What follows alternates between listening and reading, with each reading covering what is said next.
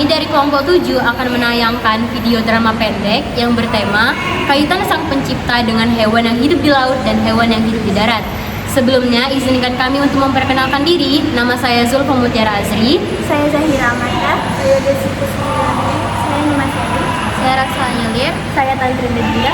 Saya Citra Aulia. Dan saya Raisya Ayu Lismana. Selamat menyaksikan.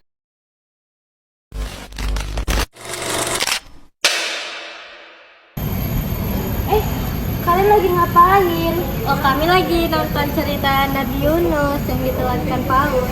Coba dong ceritakan kisahnya. Oh, sini duduk. Ini duduk. Nabi Yunus ini diutus oleh Allah untuk berdakwah kepada kaumnya. Namun kaumnya ini membangkang, kayak gak mau gitu kan. Lalu Nabi Yunus ini kecewa, lalu pergi tanpa perintah dari Allah. Ketika Nabi Yunus ini pergi menunggangi kapal, rupanya pas di pertengahan jalanan kapalnya ini rupanya kena ombak. Karena awak kapalnya panik, lalu awak kapalnya ini berundi lah ini siapa yang bakal turun ini.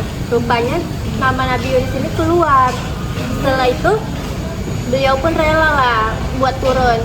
Ketika turun, rupanya ada paus. Paus ini menelan Nabi Yunus atas perintah Allah. Tahu nggak sih nama dari ikan paus itu apa? Apa itu? Ikannya itu namanya Nun. Nun dalam bahasa Arab artinya ikan. Nah, Nabi Yunus itu diberi julukan Nun atau Zanun yang artinya pemilik ikan. Di dalam Al-Quran disebutkan ikan ini adalah makhluk Allah yang diciptakan untuk mematuhi perintahnya untuk menelan Nabi Yunus. Jadi di dalam surah Al-Qalam juga diceritakan ayat Nun ini menceritakan tentang Nabi Yunus yang berada di dalam perut ikan Nun. Jadi ini tuh surat ini tuh sebagai peringatan untuk Nabi Muhammad SAW untuk tidak terburu-buru meninggalkan suatu kaumnya. Kalau nggak salah, ada yang tahu nggak sini apa bacaannya itu? Kita Bismillahirrahmanirrahim. La ilaha illa anta subhanaka inni kuntum minas zalimin. Aku tahu artinya. Tidak ada Tuhan yang berhak disembah kecuali Engkau, sesungguhnya aku termasuk di antara orang-orang yang berbuat aniaya. Hadis riwayat Tirmidzi.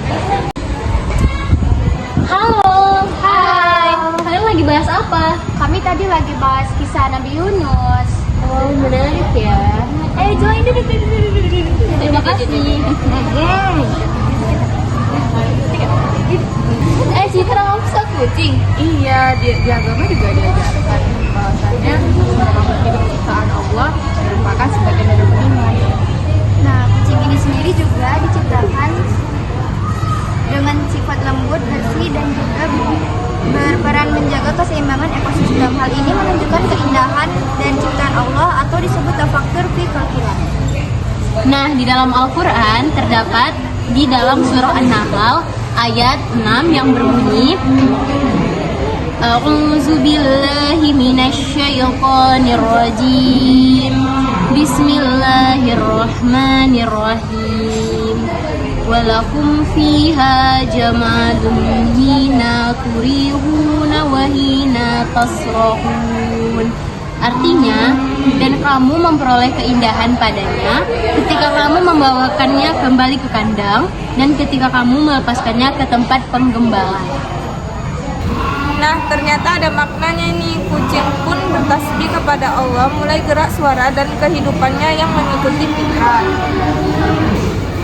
Terdapat di dalam surah Al-Isra ayat 44 yang artinya langit yang 7, bumi dan semua yang ada di dalamnya senantiasa bertasbih kepada Allah Subhanahu wa taala.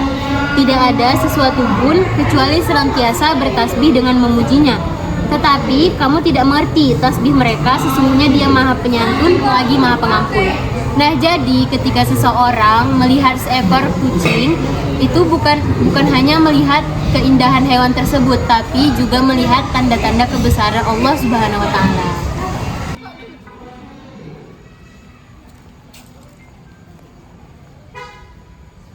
Sekian dari video drama pendek kami. Wassalamualaikum warahmatullahi wabarakatuh.